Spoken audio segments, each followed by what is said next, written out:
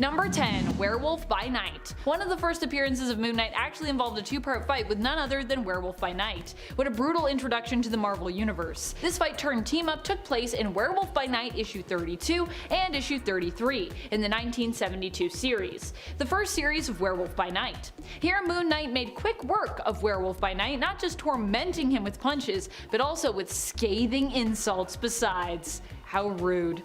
However, while Werewolf by Night appeared to be no match for Moon Knight, in the end the hero decided to lay down his arms, realizing that Werewolf by Night wasn't the villain he'd thought he was, and the two instead decided to team up to take on a common enemy that had actually turned Moon Knight against Werewolf by Night in the first place. Number 9. Midnight. Although Midnight would go on to become a villain in the comics, originally he was actually simply the son of a villain who wanted to become a hero himself. Midnight is Jeff Wild, the son of Midnight Man.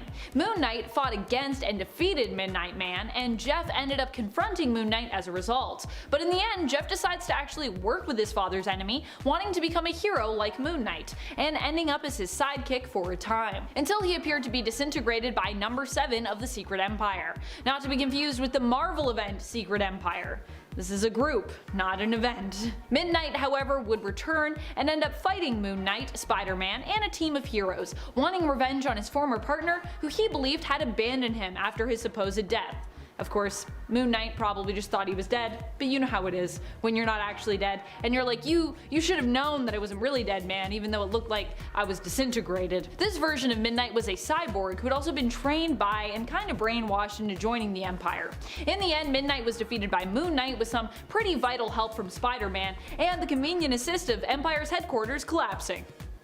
Yay. Although I don't think that was the end of Midnight. I think Midnight may have even come back after that, but yes, don't quote me. And friends, before we move on to our next spot, just a quick reminder, if you are loving Moon Knight and you want to learn even more about him, be sure to let us know by giving this video a thumbs up. Then we can give you more Moon Knight lists. Number 8. DARKHAWK. In the Infinity War event, Moon Knight got to take on a slew of evil doppelgangers of heroes, including DARKHAWK.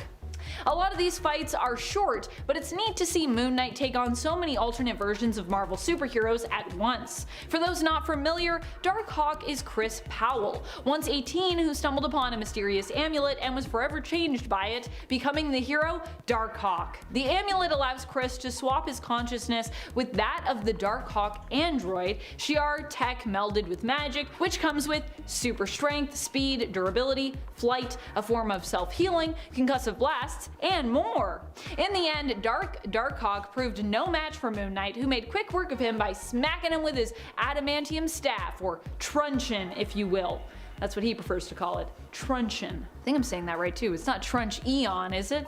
Probably not. I've never used a truncheon myself, but that's just based on how it's written, I'm assuming. Number 7. Daredevil. Daredevil and Moon Knight have fought one another in a team-up where Moon Knight came out on top thanks to the bombardment of loud noises and his adamantium truncheon before deciding to work together. But he's also squared off with Daredevil's evil doppelganger as well in his Infinity War tie-in.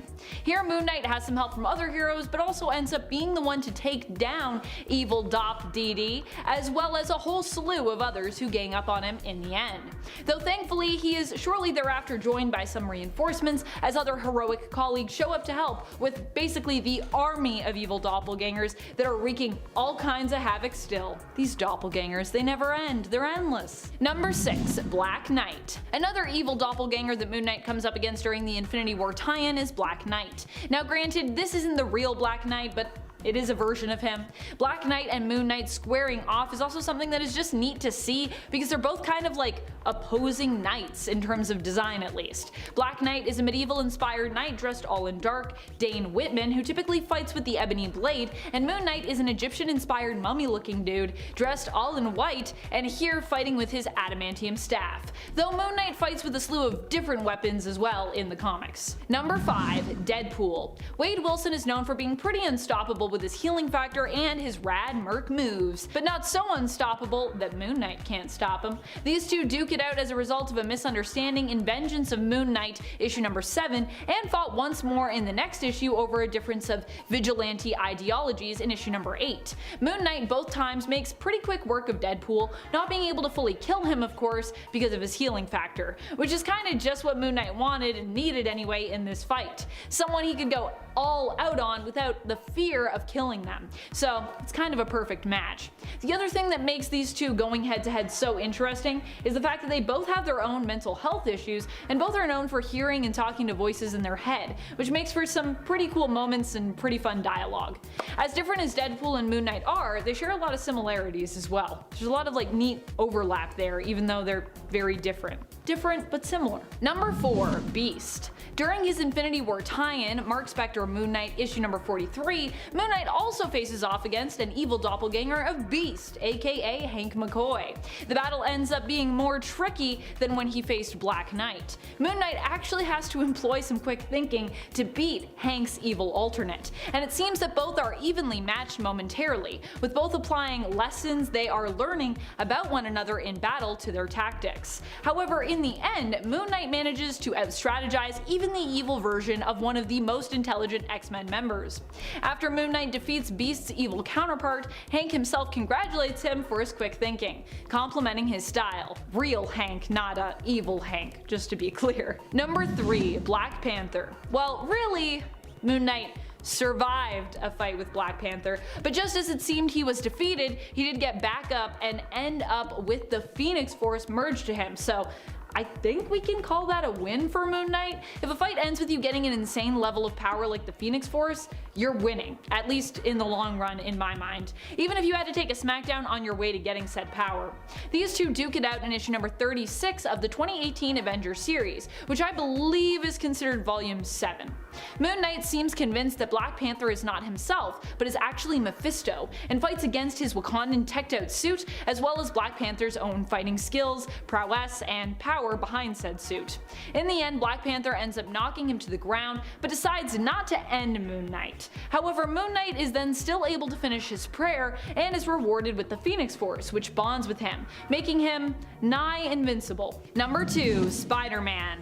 Moon Knight ends up facing off against Spider-Man after mistakenly believing he was the one responsible for a building being blown up. In truth, it wasn't Spidey behind the explosion, but the two still ended up duking it out on a rooftop. This happened not in the main continuity, but in the reality of Earth 1610, with 1610 Peter and 1610 Mark Spectre, aka Moon Knight. While Spider-Man proved to be a pretty powerful opponent for Moon Knight, in the end Spider-Man still decided to run away rather than continue to fight the vigilantes, so I think we can consider that a win for Moon Knight. I feel like he scared Spider-Man enough that he was like, why am I even still staying here? I'm just gonna get out of here. I'm not gonna fight you. You're nuts. Number 1, Captain Marvel. Captain Marvel is handily defeated by Moon Knight during the same story that Black Panther squares off with him in The Age of Khonshu. In issue number 35 of the 2018 Avengers series, he approaches Iron Man and Carol Danvers, aka Captain Marvel, attempting to take the baby star brand Brandy Selby from them, as Khonshu needs her power. Catching Carol off guard, Moon Knight is able to restrain her quickly and then tosses her in the trunk of Ghost Rider, aka Robbie Reyes' car, which he also has access to after taking Ghost Rider's powers. Carol is wrapped up in chains and also has to deal with what appears to be a tentacle monster in the trunk. Although she does escape, she ends up flying away, choosing to run, or rather fly, from Moon Knight, then face him. Of course, she takes Tony and Baby Starbrand with her so they can regroup, but I'd still call making someone as powerful as Captain Marvel retreat a win for Moon Knight here. Granted, he is a very OP Moon Knight at this point in the story, because he's already beaten a lot of other heroes too.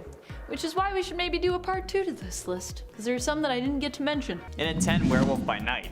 The first time we've seen Moon Knight in the comics actually wasn't in his own series, but rather Werewolf by Night number 32. He faced off against Jack Russoff, aka Werewolf by Night, making Russoff his enemy. However, technically, Moon Knight was the villain in this scenario, hence its placement at number 10. Jacob Russoff is a werewolf, but unlike his dad, also a werewolf, Jack could control when and where he would transform, not just under a full moon. He had much more control over his abilities in werewolf form as well, except for when there was a full moon, because that's when when Jack would be at his strongest but also completely out of control, which is a concept that sounds a lot like a D&D character. His superpowers include werewolf physiology, along with superhuman strength, speed, durability, agility, stamina, a healing factor, and of course a hairy body packed with a nasty set of teeth and killer claws, something the ladies love. And at 9, Morpheus. Morpheus first appeared in Moon Knight number 12 back in the early 80s, and he's one of the rare horrifying characters that people actually feel sympathy for. Despite his vampiric appearance, he should not be mistaken for Morbius. This is a different person. The character who's getting the standalone movie, no one knows what universe it's in. Yeah, Morbius is indeed a pseudo-vampire, while Morpheus is something else entirely.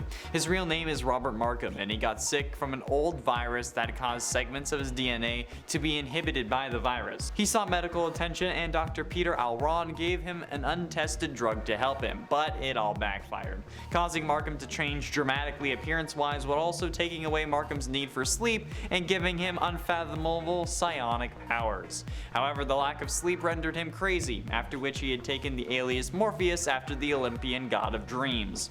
With his newfound powers, Morpheus sought revenge upon Alron, only to encounter Moon Knight in the process. And at 8, Count Nefaria. While Count Nefaria wasn't purely evil at first, his desire for more wealth and power is ultimately his downfall, and he's very nefarious. He has been around for years and years, fighting almost every single Avenger he can think of. He also encountered Moon Knight after Mark Spector moved to LA and joined the West Coast Avengers, primarily becoming his villain. Count Nefaria is immortal and has an unfathomably strong healing factor, because, you know, he's immortal. He received energy projection from the living laser, strength from Power Man, and speed from Whirlwind, all amplified 100 times. He can lift well over 100 tons, fly over 5,000 miles per hour, teleport, leech another person's energy, and so much more. However, it's likely that if you are a fan of Moon Knight, you knew about this guy, so he's not very high on the list. But honestly, not having known much about Moon Knight before this list, aside from he looks freaking awesome, all these villains are pretty new to me, so it's pretty cool getting to see all the characters that this guy has faced, and hopefully you at least hear about a few that you didn't know about. But no complaining if you're a Moon Knight super fan, okay? That's not allowed. That's cheating. And at 7, Deadzone. There are a few characters more 90s than Deadzone, but he has his appeal. Deadzone sort of emulates the classic Iron Man villain Whiplash with his electrical whips, but he's less a mercenary than just an ideological warrior. He seeks to punish sinners by lashing them to death, that has him run afoul with Moon Knight. Deadzone first appeared in Moon Knight's solo title and is pretty evenly matched for the character. When Moon Knight tried to take him down with his adamantium, Deadzone catches it and then turns it around on him. There is very little on the wiki about him, and honestly I don't know what else I could say about him, but he's trying to do what Moon Knight does, but going about it in an absolutely abysmal way. Like, come on bro, really? Whips? Like, I get that they're OP in like the Spider-Man PS4 game, but seem seriously underpowered in real life or in comic books, unless they need them for plot or you're into that kind of thing. And at 6, Black Spectre. Carson Knowles was a veteran who returned home without applause. His job had been passed on and his wife left him with their son. He barely got by as a delivery man and found out his son was killed by phone. After his car was stripped for parts and a mugger accosted him, Knowles snapped and beat the man nearly to death. Seeking to destroy the city that treated him so badly, Carson Knowles ran as a dark horse candidate for mayor on his father's name and political connections. He also created a second identity as Black Spectre, beating and blackmailing the local precinct boss to support Knowles, and then in a fight with Moon Knight his mask slipped, but Moon Knight was unable to convince anyone that the mayoral candidate Knowles and Black Spectre were the same person. Eventually though, Moon Knight defeated Black Spectre in public, and his assistant Marlene Arlone uncovered Knowles' corrupt plans for the city and his political office. So at least he lost. Halfway through into number 5, Shadow Knight. Shadow Knight's real name is Randall Spectre, Mark's younger brother. He was envious of Mark his entire life, which turned him into a horrible criminal. There was a murderer on the streets killing nurses called the HATCHET-MAN, so Moon Knight used his girlfriend Marlene as like bait to catch the killer. The plan worked, but Marlene perished. Yeah, and to make matters even worse, the HATCHET-MAN was revealed to be Randall. Randall later joined the cult of Khonshu, which ultimately resulted in him receiving the same powers as his brother Mark. However, he ended up choosing to use them for evil, donning the pseudonym Shadow Knight. Because, you know, every character needs to have a reverse version of themselves. Reverse Flash, Dark Archer, Bizarro. It was devastating for Mark to fight his brother and ultimately kill him by slitting his throat with a throwing crescent. Yeah, it doesn't get much worse than that, especially when you learn that Mark tried protecting Randall their entire lives. But then again, he killed your girlfriend, so. In at 4, Midnight Man. Originally a collector of art, Anton Mogart would commit robberies at the stroke of midnight to build his collection. When Moon Knight stops him, he seemingly drowns in a river, but instead, he ends up becoming deformed by the waste found within the sewers.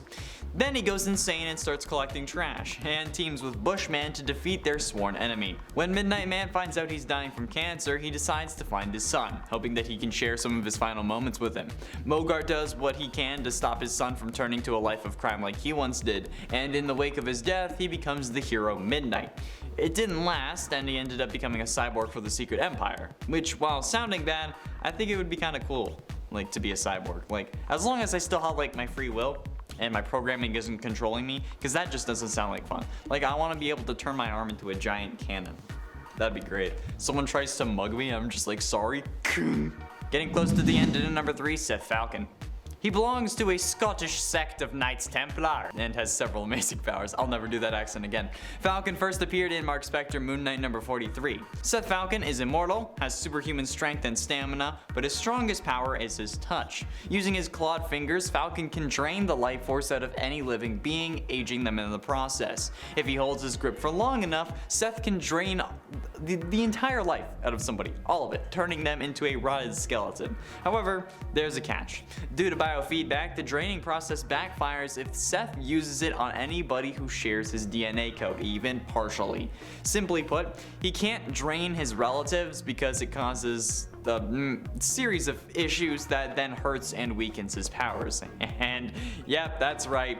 You guessed it, of course, Moon Knight turns out to be one of his long-lost relatives, so Falcon has to rely on his superhuman strength and stamina to outlast Mark Spectre in any mutual fight, which is good, because that kind of like levels the playing field. Penultimately, in at number 2, Cactus. Sometimes a name is just a name. It can have meaning, or it could just be something cool that the guy thought of that ended up kind of making sense. Other times, names are extremely direct and are probably too on point. That's the case with Cactus, who is exactly what he sounds like and nothing more. Created by Dominus, he's been a villain of the West Coast Avengers and Moon Knight on various occasions.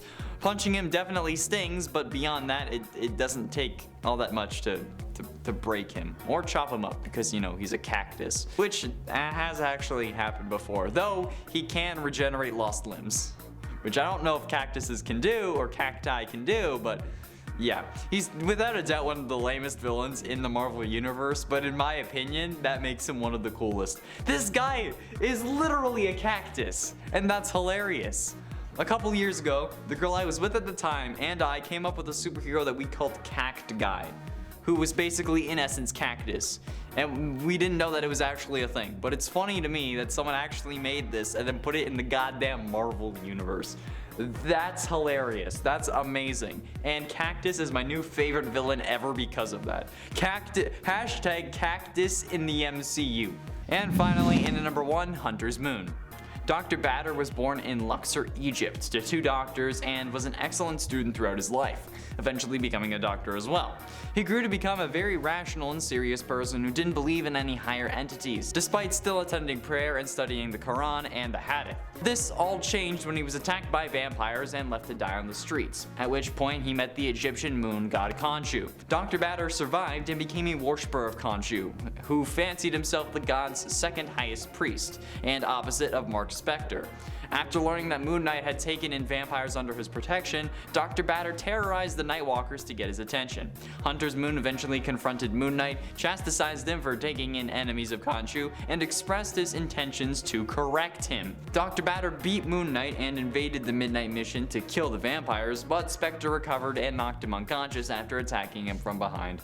Which, you know what, after beating him, I'm not even gonna call it. That's kind of shady. I respect it. Number 10 becomes heroes. And I'm not just talking about Moon Knight here. You see, there was a time Moon Knight was actually a part of the Avengers. Well, the Secret Avengers. But still, afterwards in his own 2011 series, he decided to go off to LA. Moon Knight actually ended up turning his life into a television series, or well, his early life. But while that was going on, he was called back into action by some of his fellow Avengers, who said they needed his help with something. Problem was, the Avengers who appeared to be here weren't actually there. Instead, it was revealed that they were hallucinations of Moon Knights, who actually also ended up becoming them in a way. They became personas that manifested within him, and which he at times adopted himself, fighting and actually acting under the guise and mantle of those heroes. The heroes that he imagined and which became a fractured part of his psyche were Captain America, Wolverine, and Spider-Man. Number 9. Death. That first death of Mark Spector in both versions is a quite disturbing scene. The story goes that after being betrayed by Raul Bushman and defending Marlene Alraine, daughter of archaeologist Peter Alraine, whom Bushman had killed, Mark was seemingly left dead in the desert. He was brought in to rest under the idol of Khonshu inside, or perhaps in front, of an ancient tomb. Despite being declared dead with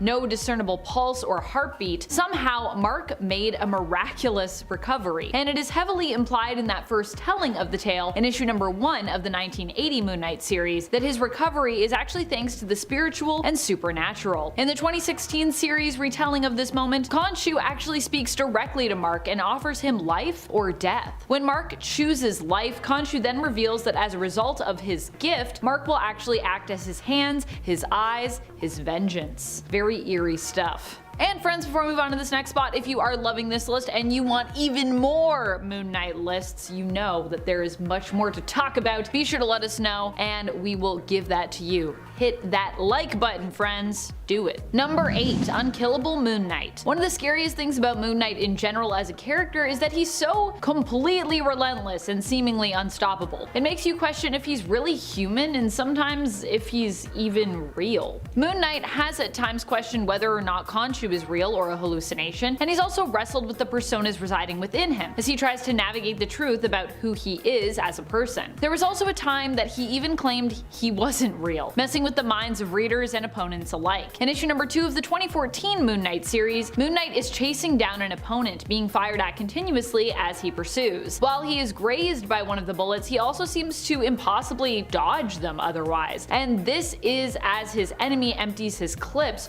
right into him, pulling out a series of guns in an effort to hit and take out Moon Knight. The man he's after asks, "Why can't I hit you?" To which Mark replies, "I'm not real." Number 7. Mummified. Well, I mean, not fully mummified, organs still intact, but wrapped up like a mummy and the prisoner of Anubis for sure. This frightening moment comes from when Mark Spector had reluctantly answered the call of Khonshu once more after choosing to retire. Coming out of retirement, he felt compelled to follow an urge, almost like a telepathic pull, which led him to priests of Khonshu, who armed him for the coming battles after Mark had sworn off being Moon Knight and sold his Khonshu idol statue. This puts him into direct conflict with Anubis, who literally had him confined in mummy wrap as he threatened to blast him with laser-like eyes, defeating Khonshu's avatar and killing Mark Spector in the process. At least, that was his plan. Fortunately, Mark did escape with some help from Khonshu, but unfortunately this also meant that Mark was now indebted to Khonshu once more. Number 6. Facing Morpheus. Morpheus, once known as Robert Markham, was a patient of Peter Alraine's, not to be confused with the other Peter Alraine Sr., who's Marlene's dad. This Peter Alraine is Peter Alraine Jr., who is Marlene's brother. Robert himself was struggling with a viral infection which affected his very DNA, and decided to seek medical treatment. After Peter prescribed him an experimental drug, he became mutated. His appearance changed to something quite monstrous, and he found himself unable to sleep, and he also had powers. His powers were mainly psionic and also allowed him to control and interact with dreams of those who slept. At one point, he also managed to be able to exert control over minds that were awake as well. This monstrous being proved a challenging foe for Moon Knight to face, and just the idea and appearance of him could haunt you in a lingering way.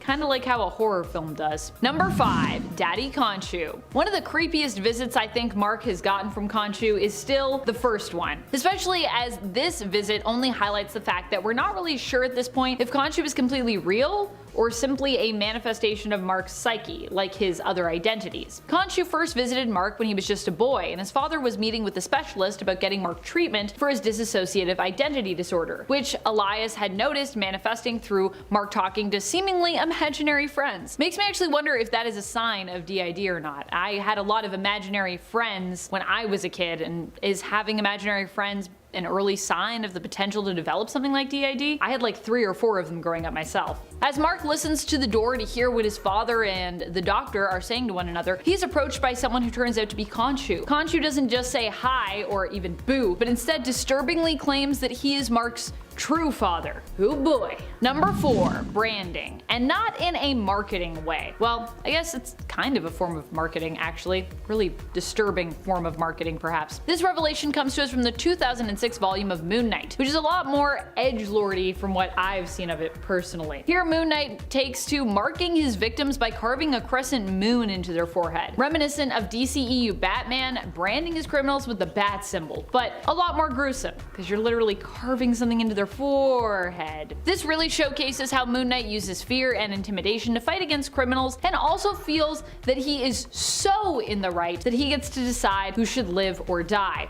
or be like permanently branded. This is definitely a version of the character, or more a time in Moon Knight's life, where he really didn't seem to care about killing. I mean, I know Moon Knight kills when he needs to kill, but there's pretty much no remorse shown here either. And usually Moon Knight does kinda try to not kill when he can. To see Moon Knight mark people's foreheads with crescent moons, check out issue 16 of the 2006 Moon Knight series, where he does quite a bit of it. It's pretty dark. Number 3, the HATCHET-MAN. Being that Moon Knight is such a dark figure himself, he also faces off against a lot of dark and violent rogues. Very similar to Batman actually, dealing with a lot of criminals who are much more twisted, dark, and brutal. One such villain was the HATCHET-MAN, who initially Mark believed was none other than Randall Spectre, his own brother. In fact, when the HATCHET-MAN is defeated in issue 18 of the 1978 Hulk series, Mark is pretty convinced that it was his brother. Of course, I'm pretty sure his brother shows up later alive, so I'm not really sure if this was actually true or just a coincidence, or how this fits into the greater continuity. Either way, before he is defeated, the HATCHET-MAN's MO was using an axe, a hatchet, to slay innocent nurses as they headed home later after their night shifts. And the reason Randall was suspected as the HATCHET-MAN by Moon Knight was because of a past incident where he killed a woman named Lisa with a meat cleaver, which Mark himself recalled. Axe-wielding serial killers, that is some scary stuff. It should also be noted that Marlene, Mark's love interest, is used as bait in the plan, and when everything goes sideways, she ends up hacked multiple times with the axe, putting her in a life-threatening condition. Number 2, dark secrets. Probably the moment that resulted in Mark developing a dissociative identity order to begin with. This one comes from his childhood. Mark's father, Elias, emigrated from the United States when he was younger with his own mother in the hopes of escaping persecution for being Jewish. A family friend and rabbi joined them and assisted them along the way by the name of Yitz Perlman. The problem was that Yitz Perlman wasn't really Yitz Perlman at all, but a man impersonating him who had deserted the German World War II forces and was also looking to escape himself. The fake Perlman, it turned out, was actually named Ernst, and was also a serial killer who preyed on Jews specifically, or more enjoyed that.